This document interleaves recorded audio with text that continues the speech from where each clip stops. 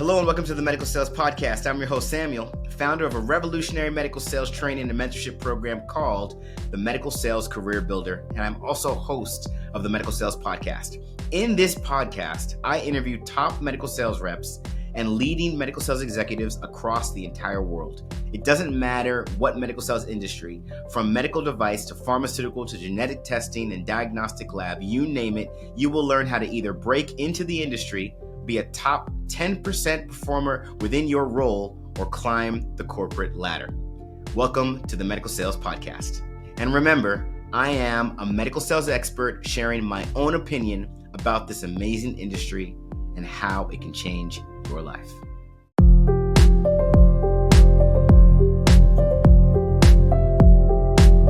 Hello and welcome to the Medical Sales Podcast. I'm your host, Samuel. And today we have another special guest, and he goes by the name of Todd Crowder. Now, I'm not going to give too much away, but this is what I'm going to say.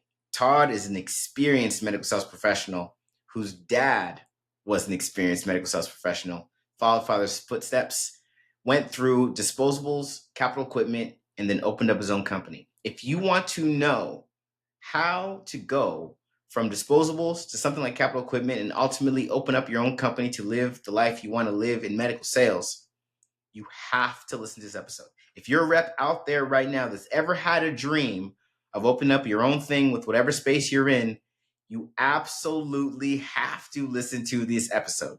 And of course, if you're someone that wants to get into medical sales and you've heard about disposables, you've heard about capital equipment, and you're like, does that make sense for me? Or maybe you've heard about 1099 life and you're like, would that make sense for me? This is your episode. As always, we do our best to bring you guests that are doing things differently in the medical sales space. Todd Crowder brings the goods in this episode. It's going to be one you're going to absolutely be thankful you listened to, and I truly hope you enjoy this interview. Tell everybody, tell the audience, tell me, who are you, as in what is your title right now and what do you do? So, Todd Crowder, I work as an account executive for a distributor that my wife owns. So she's the boss. More ways than one, she is the boss. So hold on, man. Okay, so we got to stop. Okay, I was not prepared. That's 250 episodes, and I had never had a husband and wife distributor duo. Yeah, she's the boss. So how did that happen? You got to give us the background. Like that's okay. So background, back up all the way. All the way. I want the whole story for that one. So, it goes all the way back to my childhood, actually. Oh, wow. Okay. So I'm one of the few people that actually grew up in this industry. My dad did it for 20 plus years with Ethicon. Oh, wow. And so I actually grew up knowing medical device from an early age. So wait, you got to go more. Like you were 9 years old and you're like, oh yeah, that's the, or that's, what? Like, I understood suture. I understood procedures. Wow. My dad used to show videos on the old VCR. I'm old, so I had the old VCR, and mom finally got tired of it. It's like, Dad, you can't play these at dinner. But I was always fascinated by it. So in ophthalmology, or there was suturing gut. Yeah. So he did that for 20 plus years. And through the 70s, 80s, parts of the 90s, he dabbled back and forth. Sure. But I just kind of grew up in the industry. Sure. And so when I went into the military after college, when I got out, what do? You go back to what you know. Right. So I knew the medical industry, knew a bunch of people there, and was fortunate enough to come on with Ethicon endosurgery. Wow. Which is good and bad, because I had to sit in a little bit of the shadow of my dad. And so it was good. The fact didn't you have like the blueprint to be awesome? I mean, right? Or not quite? You do. But the one thing about growing up in medical sales, it is a small knit community. Sure. And everybody knows everybody.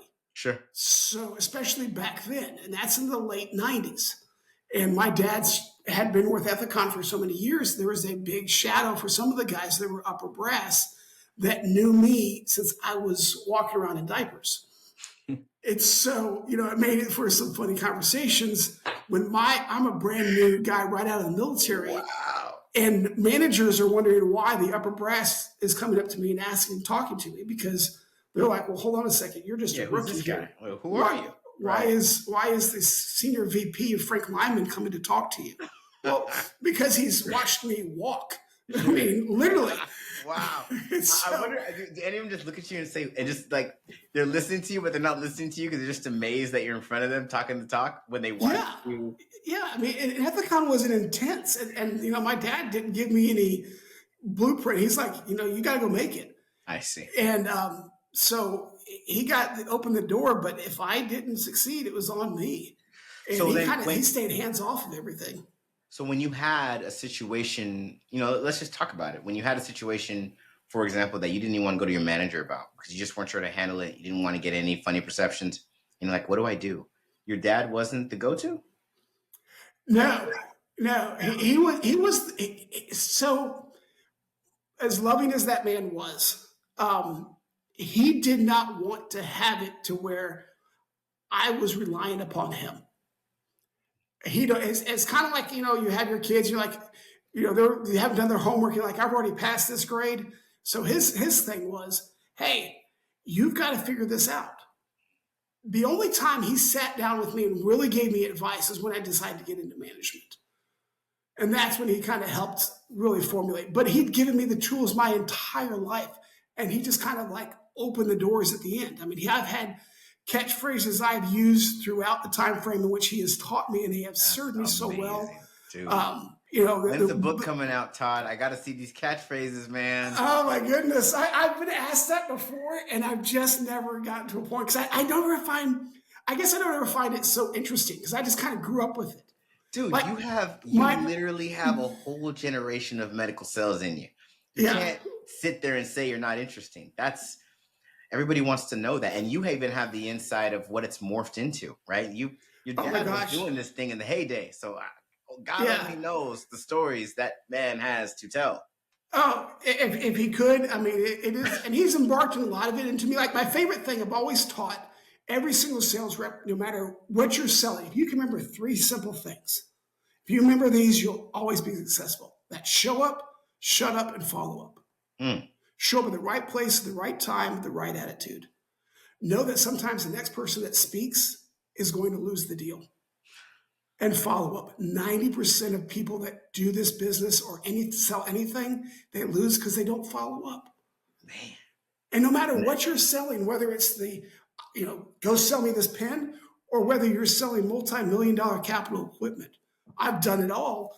And that has never failed me. And that was taught to me back in the 80s when my dad was sitting there going through management. And that's how I just kind of grew up with it. You're dropping nuggets today. I like that. 90% of the first 90%, what is it? 90% of times the first person who speaks loses the deal. Yeah. So that's the shut up part. You got to show up with the right attitude. You got to listen sometimes to shut up. I am going to write that down. That is an awesome statement. I love it. Okay. So I'm curious about a couple things, and then we're going to get into your history. So why do you think Dad said, as you earn the ranks to move from the individual contributor space into management, I want no parts. But when you cross over, I'm going to be there. Why do you think he made that decision? I believe because as an individual going into medical, you have to know how to bump your head.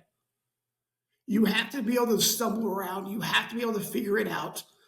And you don't learn. He always equated to, a child doesn't learn the stove isn't hot just because the parents tell them that. They learn the stove is hot because they get too close or that they touch it and they feel that. So the learned aspect of things is far greater than just being told. So he always had that aspect to it. Learning. You learn because you found that stove is hot. You're not going to go do that anymore. When you get into management, now you're talking philosophy. Now you're talking about how do you motivate somebody that, one, I was one of the youngest managers at Applied Medical when I went into management. How do you motivate people that have been doing this job longer than you? How do you go walk into a meeting and be able to have command respect and have knowledge? Well, you gain that knowledge because in the forefront, you did all the sacrificing, you did all the labs, you did everything as an individual to be able to have the right to sit at that table. And you can't get that because somebody's telling you what to do. So management becomes a different role. in which you're operating from than an individual contributor. Okay. No, that makes sense. That makes sense. So, considering your dad was a medical sales rep, an established one at that, when you were young, in your mind, was it, that's what I'm going to do? Or did you have to dance around a little bit to come back to, this is what I'm doing? I dance. That's why I went in the military because I wasn't sure. So what? So you were in the Army. I was a Patriot Missile Officer back in the late '90s. So you're done with the military, or do you still? No. I did I did 3.5 years active duty. Then I did the rest of the time 8 years, a total of 8 years. I did the rest of it in reserve. Okay, I got a silly question. You ready? Yeah, go ahead. What, in your opinion, what did the military experience give you as far as being a successful rep and as far as being a successful manager, if anything? Well, as a rep, and I use this actually in my interview, I said the reason why you want to hire a military guy because we're going to continue to go. And if you tell us we're going to make $1 more than we're making right now in the military and let me go home each night, you're never going to have a complaint from me. I'll go run through brick walls. And so junior military officers are so geared, and military personnel is so geared to complete the mission. And they're mission focused. And so if you tell us, hey, look, we need to get this account converted, then that's what we're going to go do. And we're going to climb over mountains and we're going to go under valleys and we're going to go through trees and brick walls in order to be able to ensure that the mission is completed. Sure. Now, from a managerial standpoint, being an officer was fantastic because from the very start, here I am, 21 years old. And again, walking into a room where I am the young lieutenant and I have these guys that have seen a dozen of us come through year after year. And so you've got to learn how to, again, motivate people to move in a direction in which the mission is completed. So I think those two aspects allow you to be able to have, and that's why I would encourage, and I did a lot of hiring military people that have had either enlisted or officers because they understand mission essential and willing to go do the extra mile sometimes. My 20 years I've been in this space, military folks rise the fastest out of every company I've ever worked for. Military folks rise the fastest, and it's for everything that you said. It's like once that military individual is on to whatever it's supposed to be on to, it's not going to end until it's successful, and that's what I just kept saying over and over and over and over again. So that's pretty cool. Okay, wow, man, what a fascinating gosh, you got a cool backstory. Geez. Okay, so we're a rep. You danced. You went to the military. What happened? What happened from I'm done with the military, I have to make a civilian decision, and I am ultimately going to become a rep? What happened that led you there? I went back to what I know. Realistically, it's simple as that. So you were just like, because you said you danced, but I guess the decision to go to the military was the dancing, and as soon as you were done with that, you're like, well, I guess I'm just gonna go be a rep now.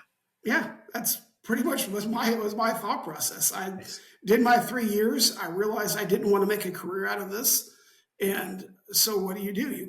It's easy to go fall back on what you know. Now, and what I knew was sales. What I knew was medical, and what I knew were people that were in that. Yeah. Did Dad, was he proud or was he indifferent?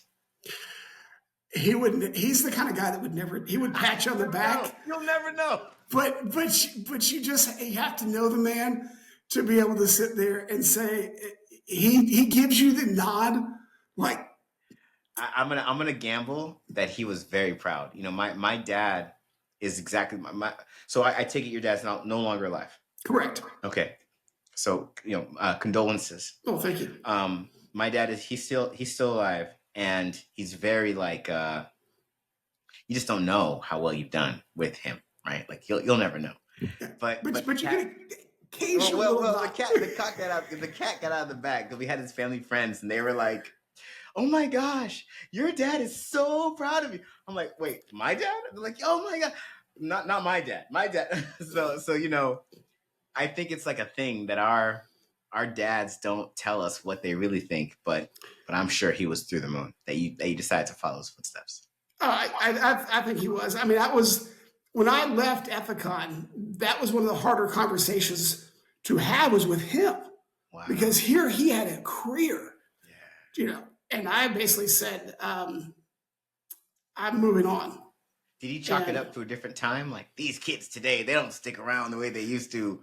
No, I think he was curious because I went to go from selling disposables to selling with Ethicon to selling the capital equipment with Olympus, selling the video towers and urology equipment. So it was a completely different view, and I explained that to him. And I said, this allows me to get out from literally kind of your shadows. So he sold what again? He sold suture, and then he went into a company called IOLab, which was intraocular lenses back in the 80s and 90s. So sutures and lenses. And then you moved, and you started with that. Oh, the suture. I started actually with stapling and suturing with Ethicon. And then you went to capital equipment. Then I went to capital equipment with Olympus. And then after that time frame, that's when I went into applied medical and went to management. And was there for a little over 9 years. So today you are with Insight Med. Yeah, that is our distributorship that we decided to go do. What do you and your wife team sell? We have a variety of products, actually. Right now, we've got a tissue company that we work with. They do placenta-based tissues, and then and they use that in the surgeries for either C-sections, and that's what we were doing today, or GYN type procedures. And we're also okay. And are you part of a sales team, or is it just you? It's kind of both. Okay. They've allowed me, when they brought me on board as a distributor, they allowed me to be able to build a team. So that's what I get to do as well. So you're hiring right now. Yeah. So I go out and I test the waters with talent. So we came here for an episode, Todd, but now we're gonna have some more conversations to have. All right, that's very cool. Okay, so let's go back. So you go to the Army, you become a rep. You're like, I'm gonna do what Dad did. Now I'm not gonna do what Dad did anymore, and you move to capital equipment. Talk to us. Explain to the audience listening right now. What is the difference between selling the disposables, staples, and sutures, and selling capital equipment? And give it to us, not just the general difference. I want to know the difference in money, lifestyle, and the person that you call on. Please continue. So to categorize that a little bit, I had a marvelous mentor, Doug Murphy. He was probably one of the best managers I've ever been around. And he taught me the ABCs, and it's not always be closing, despite what they tell you. It is basically building a pipeline. Because when you're in disposables, a lot of times disposables, you get to rely on the name and the brand. Okay. And yes, you're trying to sell yourself, but you can walk into a hospital under Ethicon and you have a gigantic brand knowledge that people know, and you already have an established, especially nowadays, because those equipment pieces have been out for a long time. When you go to capital, you've got to build a funnel. And A's are basically, what are you going to close this month? B's are, what are you going to close in a quarter? And C's are, what is it going to take you longer than a quarter? And so your job as a capital sales rep is to move the A's to close, the B's to A's, and the C's to B's. And if you continually do that, you'll always have that funnel, because capital sales obviously rises and falls year to year depending on how the economy goes. In the vein of selling, could you apply that to your disposables career, or you cannot? To an extent, you can. To an extent. If you're looking at conversions, and depending on where you are with the market share, depending on where you are inside each different market, because they each below market, disposables, Ethicon, Medtronic, they kind of operate in the space. If you're operating in a neuro space, their sales cycles could be a little bit longer. That's where you have to develop it. Disposables, like I said, those can be contractually demanding and kind of be contractually determining, because you may not have, if you're not on HCA, it doesn't make a difference what your pipeline is. Sure. You are stuck because the disposable contract basically says we're only going to Sure. buy this from X. Capital, everybody's kind of been placed on everybody's list because you could have a town like here in Atlanta where a major hospital like Northside has 5 different campuses, and each campus has a different video system, just depending on how each doctor in that group wants to be able to operate from. So you have to understand not only materials management, you have to have the relationships with the doctors. You have to understand who's the purchaser, where that cycle is, because not even though the hospital itself might say our fiscal year ends in October, but that capital equipment might not be on the bridge for the next fiscal year. It might be 2 or 3 years before that capital equipment is able to come back up for renewal. Okay. So that's why it becomes a little bit different with capital versus disposables. Okay. Talk to us about the money. What is how is the compensation different? And I think the assumption is you can't make a lot with disposables. You can make a lot with capital, but I think that's wrong. And I'd love for you to explain why. Well, so capital is a lot of times it's feast and famine. And you've got to have smaller bites to be able to get that done. Olympus did a good job back in those days because you had urology that was tied with it. And so gave you a steady income to be able to get forward. Sure. I've made a great living inside of disposables. I think it is a myth that capital equipment is going to make you have massive dollars every single time. Right. Because you can move the needle with disposables quicker than you can with capital. Yep. And if it's an open contract and all things are on board, then you're going to be able to have that opportunity to move that needle quicker. Capital is capital. Right. If it's not budgeted, then you've got to find and be creative in a way in which you can be able to have that done, whether it's through leases, whether it's through placements, or depending on what your company is allows you to do. Right. You don't have the ability to move over. Yeah, you might get a big bump at $100,000 PO for capital equipment, and you're getting 7% of that, and that's fine. But now to replicate that every time, that's why that funnel is so important. Sure. With disposables, you can have a massive conversion of something that might be small, like a retrieval bag for taking out gallbladders or something. And all of a sudden you land a big account, and that retrieval bag is paying you 10%, and it's $60 bag, but they're using $100,000 bags in a year inside of a system. Well, which one's going to pay you more? The disposable is going to pay you more than a one-time hit. Right. Because the one-time hit, also from a tax standpoint, which people don't like to talk about, the government taxes you higher when you're paid commissions than they do in a steady portion of things. So if your commission is $100,000 versus a steady commission at $13,000 every month, your $100,000 just took a huge hit. Really? Yes. So if you get $13,000 every month versus, what is 13 times 12? $156,000 at the end of the year, your $156,000 is going to be taxed more than if you were to get the $13,000. Because your $13,000 a month is being taxed, commissioned each time. Your $100,000 that you just got from a big capital purchase is going to have a bigger hit.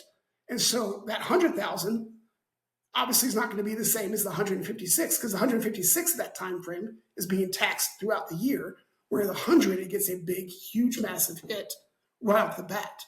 So you can have a 40% tax on straight commissions. When I worked at Hologic, the company I just left, you were straight commissions. Well, the government looks at that as that is a one-time deal, not a recurring deal for straight commission reps. Wow. So you're taxed higher at 38 to 40%, depending on what your state does and everything else. Yeah. So your capital equipment can actually, you can make a lot of money. I'm not saying you can't, but you're also going to take a lot of tax hits that no one wants to talk about. Yeah.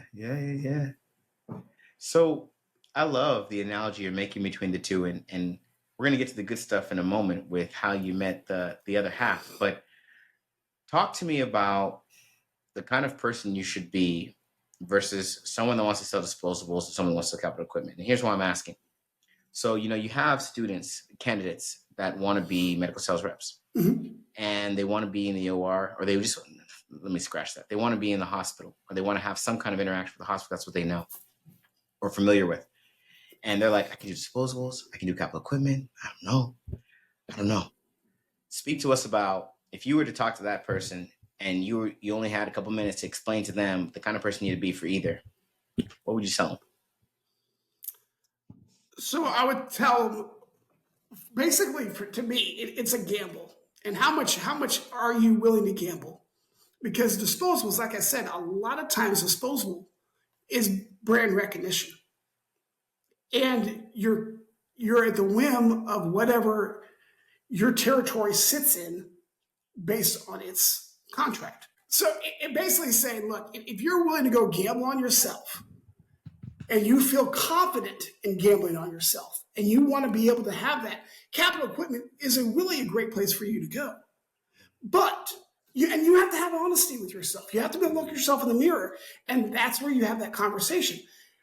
Do I just want to get my feet wet, and do I want to be able to rely on myself, build a brand, and build my name, or do I want to take immediate gamble? Like, are you up for that task? And if you're not up for that task, you're saying be honest with yourself and admit that you're not up for that task, because if you take it, you're going to have a bear of a time. Yeah. I've watched too many people that think they want to gamble on themselves, but then they come back to the company and they'll say this famous line. They'll be like, well, we just need to lower our pricing. I remember having a young rep, and I said, well, if you just want to give money away, just go ahead and give it to me. Let's just don't take it out of your pocket, because you're taking it out of mine and yours. So just go ahead and just give it to me to begin with. That's the detriment. You've got to be, especially in today's world, you've got to find a way to be creative, that you cannot go to your manager and say, hey, our prices are too high. We've got to find a way to lower our prices. That person needs to be in a disposable market and selling market, which isn't a knock, to be able to understand how to build a brand. Because ultimately, people buy, when you get to beyond that, people are going to be buying from you because you're you. When I go look at nowadays, and I tell somebody that what we're doing and bringing somebody on, I tell them, I want you to be able to walk into a doctor's office and tell them that we're all buying pink toilet paper, and they not ask a question. And they go, you know what? You're right, Todd. Everybody, we're buying pink toilet paper now because Todd says so, and we trust what he has to say. And that comes from building a brand over 20 plus years, and doctors understanding that you have their best interest, their patient's best interest, and eventually the hospital's best interest, not your own interest. Yeah, facts. Disposables allow you to be able to do that. Allows you to build that time. Capital, they don't have the time for you to build a brand. You've got to be able to go in there and know exactly who to talk to, have the relationship to go knock on the door with somebody, and be able to sit there and have that conversation, the tough conversation, right? And be willing to do those three things: show up, shut up. Because what happens if you start talking to capital sales and you start giving, that materials manager, that VP of procurement starts whittling down, and all of a sudden now you're just giving out money. You're taking money out of your pocket to be able to compensate, and you have to be willing to stand firm. You get that by building yourself as a brand. I hope you're enjoying today's episode, and I want to let you know our programs cover the entire career of a medical sales professional, from getting into the medical sales industry to training on how to be a top performer in the medical sales industry to masterfully navigating your career to executive level leadership. These programs are personalized and customized for your specific career and background, and trained by over 50 experts, including surgeons. Our results speak for ourselves, and we're landing positions for our candidates in less than 120 days in top medical technology companies like Stryker, Medtronic, Merck, Abbott, you name it. Would you run an Ironman race without training and a strategy? You wouldn't. So why are you trying to do the same with a medical sales position? You need training, you need a strategy, and you need to visit evolveyoursuccess.com, fill out the application, schedule some time with one of our account executives, and let's get you into the position that you've always dreamed of. No, that's good. That's really good. Okay, so where did this other half come in? How long after? And I guess we'll leave it from where we left off. You are now selling capital equipment. You are learning that people don't have time to build a brand in this space. And then when does she walk in? Next job? During this job? Talk to us. So no. So I was previously married and went through my career about me. And then to be straightly transparent, even though people I don't know, you be careful when you decide you want to go into management or you want to chase titles or you want to chase money. Speak on that. I tell everybody, look, you think you like sausage until you see it's made. And once you see how it's made, you might not like the sausage you think you've been chasing for a long time. Sure, sure. And I had to learn that the hard way. Okay. I will not sit there and say that my ex-wife was all the problems. I'm not that I traveled, I was gone in management. If you're going to do management, you're going to have to realize the sacrifice you're going to do is nothing about you. It has to be about everybody else. And you're going to be gone sometimes Sunday through Thursday, Monday through Friday, if you're doing this effectively.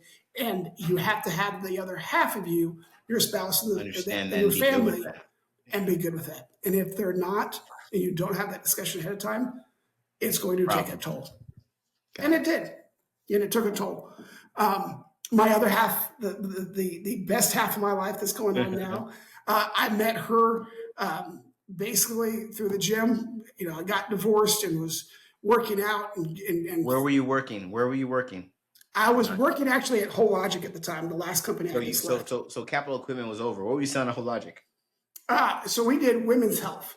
The largest women's health company in the world. And we had a combination of disposables and capital. Okay.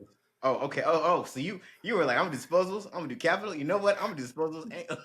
But I found a way to get around capital, which was even better because I did it through placements and through buying disposables that were positioned with the capital, and basically had the hospitals buy the disposables to place the capital. So I had full disposables. Did you find this opportunity or it found you? I will say this, knock on wood, I have always been blessed that people have come to me. Wow. I have only a job I ever interviewed was right out of the military, but those were people I did know. Wow. But I had to go search that one out. But everything else, I have had somebody see my performance, liked what I've done, and bring me over to their organization. See, that's because when you live like an angel, you just help people randomly, it all comes back to you, man. That's what happens. It does come back to you, that's for sure. Okay, so go back to the story. So you how did you meet her again? My wife is very, very distinctive looking. She's blonde hair, green eyes, 2 sleeve tattoos. If you look at me and you've known me in the past, you're like, that would never fit what he would ever see. It is 2025. Can we really say that anymore? Well, I mean, I'm 51. Okay, so I kind of grew up in a little bit of the old school of things.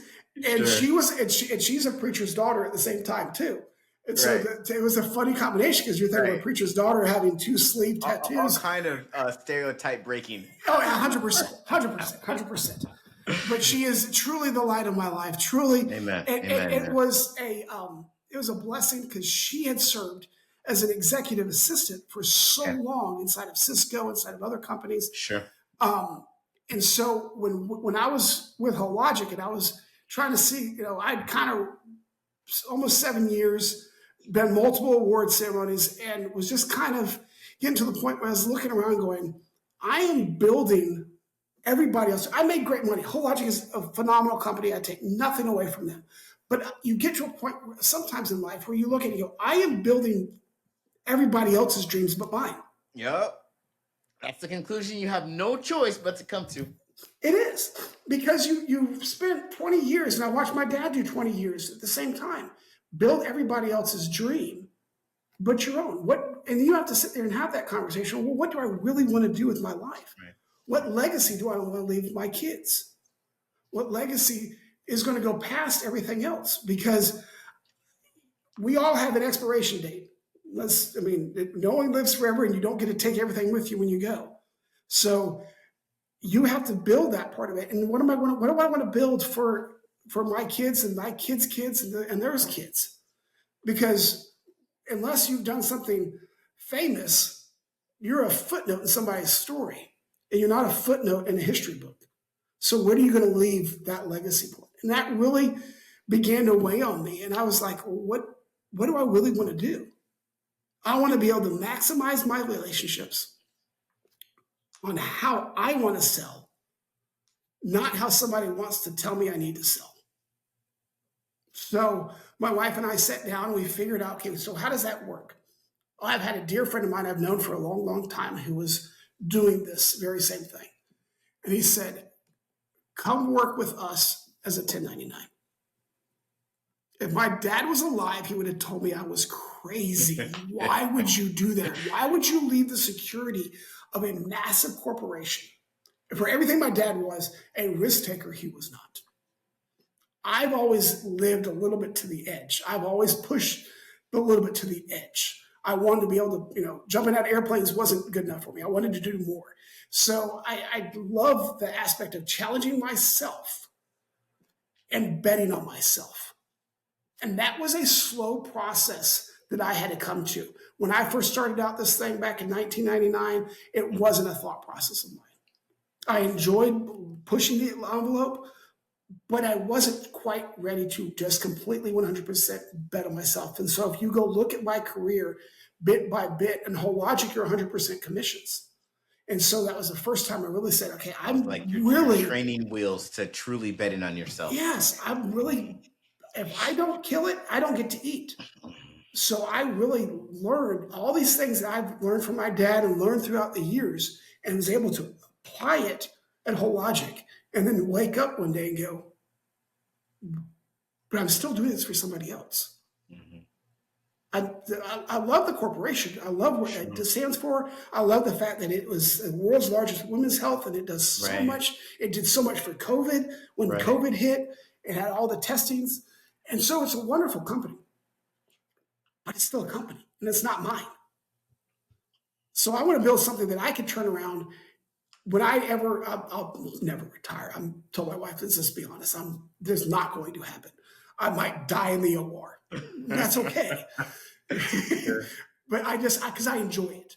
It's not a burden for me to go from 6:45 being in the morning to 6 o'clock at night. Right. It's what it is. Like you go back to the military, you do what has to be done and accomplish the mission. But I want to be able to leave something. If my son wants to ever come into this world, or my daughters want to come into this world and do this, that they have the ability to take this over, and it continues to run. So I wanted to build something that could be handed to somebody else, and they can take it, or they can pass it on to somebody else. That's what I looked at, and I said, that's what I want to do. Wow. So was this a conditioned and formulated plan, or was this event driven that made you say, you know what, I'm doing this thing already. I'm going to start my own thing? A little bit of both. I got to a point where and it's horrible to say, but I got to a point where you're looking at, do I want to be on another conference call? Do I want to go to another national sales meeting? Do I want to go and fill out another tracker form? Or do I want to just go do what I know how to do best? And that's outwork and outsell everybody. And so it marinated itself. But I remember sitting at our national sales meeting this last year, and they were talking about all these things, and I'm going, but I could do so much more. If I unshackle myself and look at myself in the mirror. And that's the one thing that sales reps breaking into this industry need to realize. You've got to take an honest look at yourself before you go do this. This is not for the faint of heart. And that's not a knock against anybody that doesn't make it. And you know what? You nailed it, man. Not enough people do that. No. And so I had to look at myself and said, are you ready to gamble all chips in 100% on yourself and rely on the brand that you've built? And my answer was yes. So when you came to that conclusion, was it news you brought to your wife? Was your wife already saying it? No, she was already for it. She was one telling you. Oh, she's like, why do you do this? And I said, well, I enjoy it. How did she? Okay, so Because she wasn't raised in medical sales. No, She's no, no, in no. medical sales now. So how did she even know that this is an option for you guys? Well, because she had heard me, because I told her, like, hey, Oh, my okay, so buddy. you would have these conversations Yeah, with we her have these about what it conversations. could look like. Okay, Yeah, okay. so she was privy to. Now she doesn't like any part of the sales aspect of it. She doesn't like any part of like the goriness of medical device sales and the OR. So I made her go with me on one quote unquote field ride as my boss, and we had to go to L&D, and she realized that it's not glamorous. It's not all this wonderful It's not thing. the movies. No, this is not this. This is a lot of times you're sitting around, you're taking advantage. Anytime you see that doctor or that nurse that you've been trying to get hold of, and you finally see them walk in the hospital, and you all of a sudden, oh, I got to pretend I got to go this way, and I'm Welcome going to to real talk to, life. and that's what you have to be willing to do. And she left there. She goes, I'll stay as the boss. You just continue to do what you do because we didn't leave that hospital that night until 9 o'clock that night. Wow. And she's like, I get what you like, but what you do.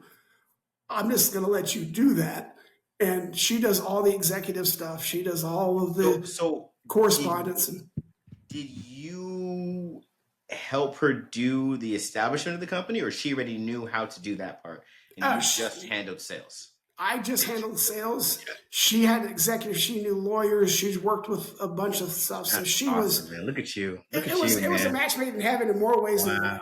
And so, to have her come along and understand all that stuff and all the, I jokingly tell her, I said, I come home with my expense reports, the receipts I have, and I just hand them to her. And I'm like, this is the best expense report I've ever had to do in my entire life. Oh, just to even say it, that's so cool. So is it, so you refer to it as her company. Is it your company, or is Oh, it no, really it's really her company. I'm really an executive assistant. So I call myself account executive is what I labeled myself. And I'm sure that has its own tax advantages. With that, 100%, 100%. I would have done it to be able to. There's a reason why it works well. And if I go bring people on board and I hire them, I'm the account executive. And as we build the team out, then that position can change.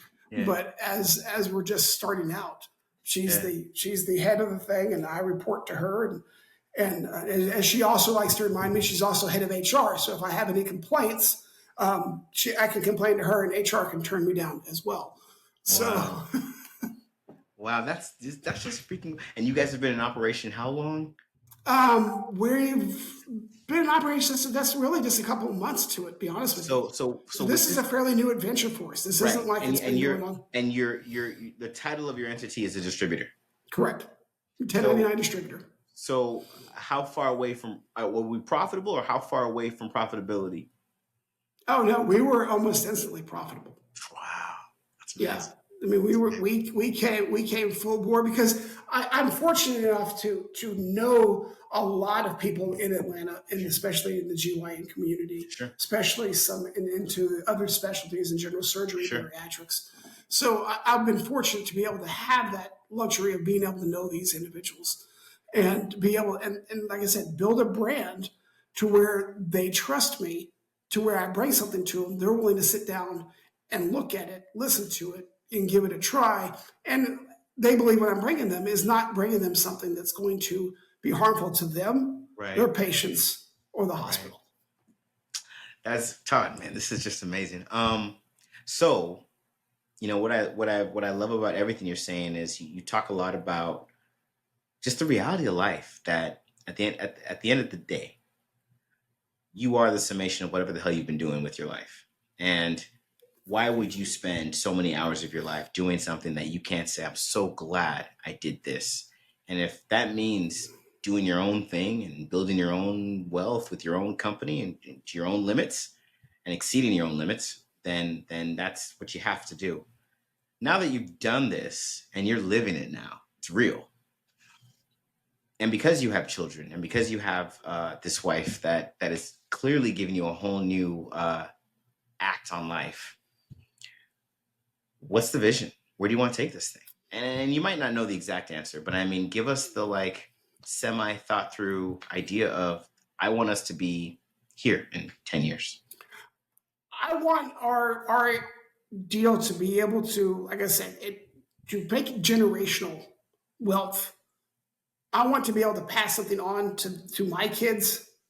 We have 5 kids, so I go from age 27 all the way down to 8. The last two, Wow, I 27 to 8. I told you I was old. It's not that you're old. It's just that, like, so when I talk to people and they have kids that are between the ages of 7 and 12, I Yes. tell them they're in the trenches. That's Yes. the trenches. It's the trenches. Yes. And you're still in the trenches, man.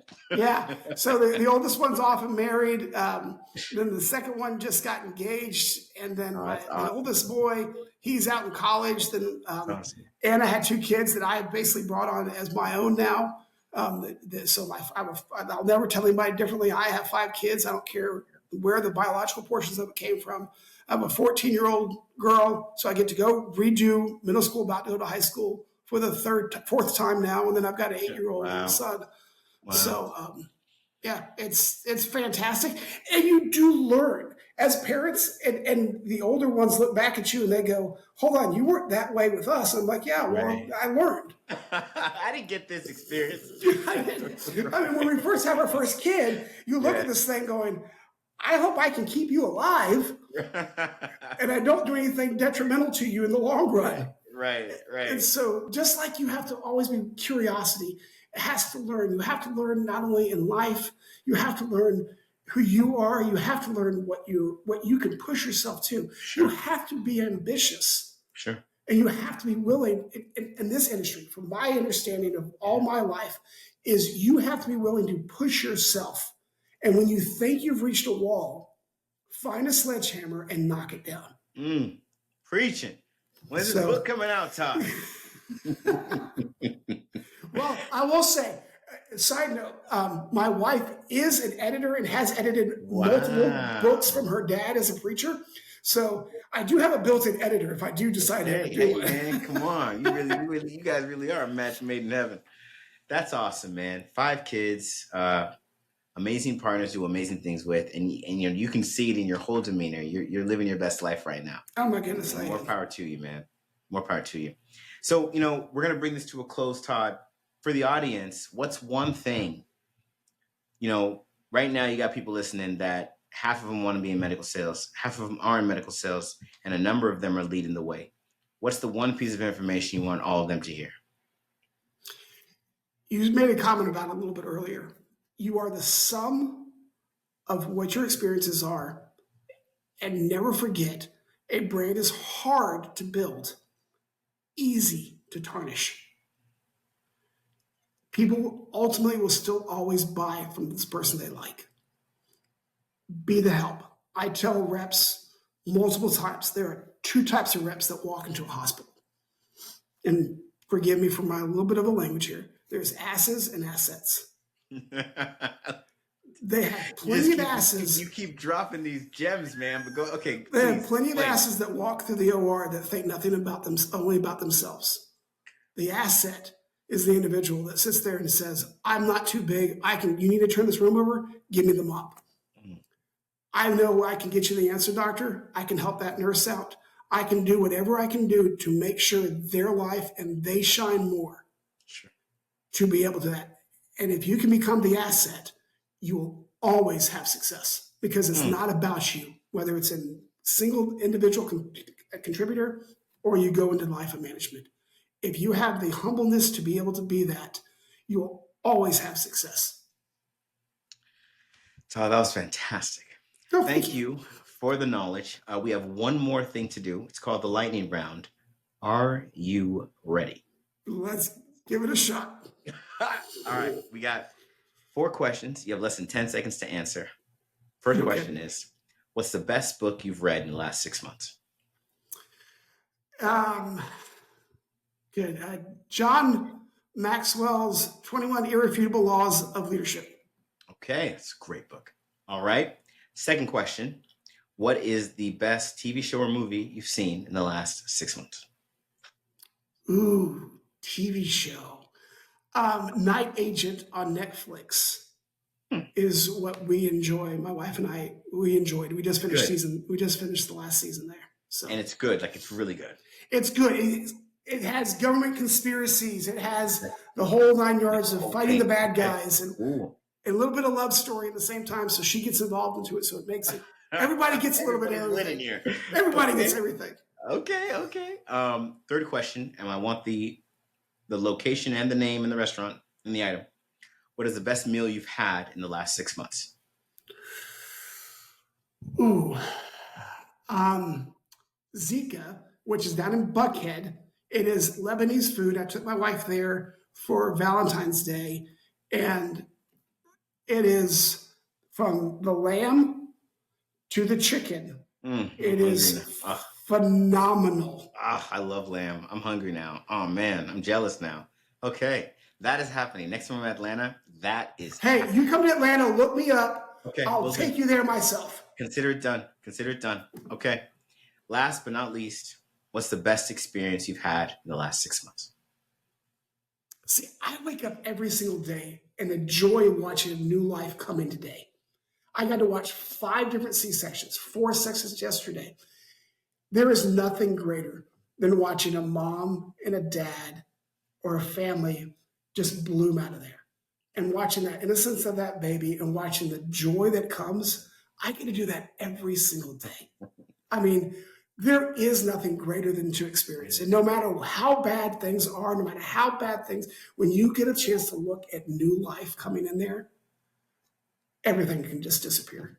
It is remarkable about how wonderful life can be when you get to watch new life come in the world. Amen. Look, Todd, that's awesome, man. Look, thank you so much for all the wisdom, the pearls that you've shared with us today. We can't wait to see what you do with this amazing company that you've established with your wife. Yeah, maybe we'll do a follow-up sometime soon. Oh yeah, we better. Let's give it a few months, and yes, let's bring you back and let's get into all the developments. That sounds great, man. I appreciate your time. Thank you for having me on. You too, Todd. Thanks for being on the show. Appreciate it. And that was Todd. Man, good stuff, right? You know, what I love about everything he talked about is how he had a moment. He had a moment where he said, I could spend the rest of my life doing these things, or I could spend the rest of my life working on my true dream. And he decided to step into his true dream. And here he is living his best life. That's what life's about. Life's about finding what moves you, doubling down, and taking life to its highest, whatever that means for you. And that's exactly what Todd is doing. If you want to know who Todd is and talk to him yourself, find him on the LinkedIn platform. And if you're listening to this right now and you're thinking to yourself, well, I want to do what Todd's doing. How about that? Where do I get access to that? Then you already know. Visit evolvesuccess.com. Make sure you fill out an application. Get involved with our community. Get involved with what we're doing. And if you want to get into medical sales, get involved with our program. As always, we do our best to bring you guests who are doing things different in the medical sales space. So make sure you tune in next week to another episode of the Medical Sales Podcast. I hope you enjoyed today's episode. And remember, I have a customized and personalized program that gets you into the medical technology industry as a sales professional, or any type of role for that matter. Become a top performer in your position and masterfully navigate your career to executive level leadership. Check out these programs and learn more at evolvesuccess.com by visiting our site, filling out an application, schedule some time with one of our account executives, and allowing us to get you where you need to be. Stay tuned for more awesome content with amazing interviews on the Medical Sales Podcast.